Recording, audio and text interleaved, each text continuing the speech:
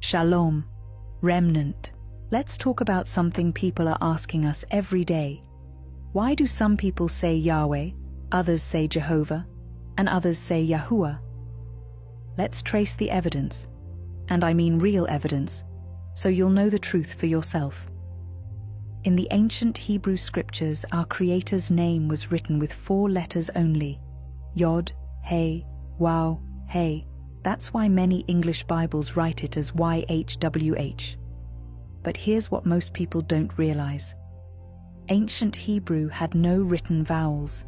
People knew how to pronounce words because they were taught by memory and tradition. The letters alone didn't show how the name sounded.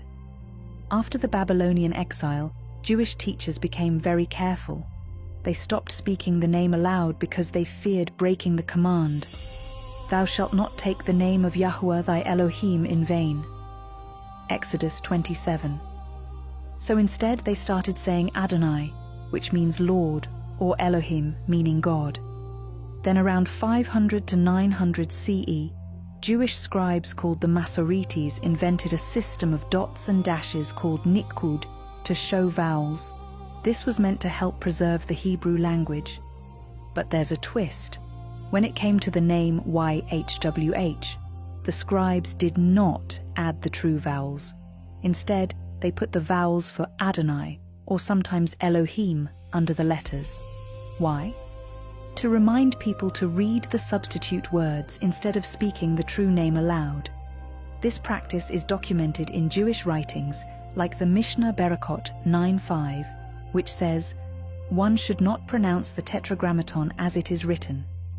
So the vowels you see under YHVH in Masoretic manuscripts don't belong to the name itself. They're a code to avoid saying the name. European scholars found these Hebrew texts and mixed the letters YHWH with the vowels for Adonai. That's how they got the hybrid form, Jehovah. Here's how it happened. The Hebrew letter Yod Y became J in Latin and German. The Hebrew Waw, V, often written War, became V in Latin and sometimes W in Germanic languages. That's why names like Jehovah appeared in Latin texts like those of Petrus Galatinus in the 1500s and eventually in English Bibles. But here's the truth. Jehovah never existed as a Hebrew word or pronunciation. It's a hybrid creation. Now let's talk about Yahweh. In the 19th and 20th centuries, scholars tried to reconstruct the original name based on Greek writings, which record versions like Yao, Yahweh, or Iabe, Hebrew grammar patterns. From these clues, many scholars proposed the pronunciation Yahweh. It's definitely closer than Jehovah, but there's still a problem. No ancient manuscript spells the name as Yahweh with vowels.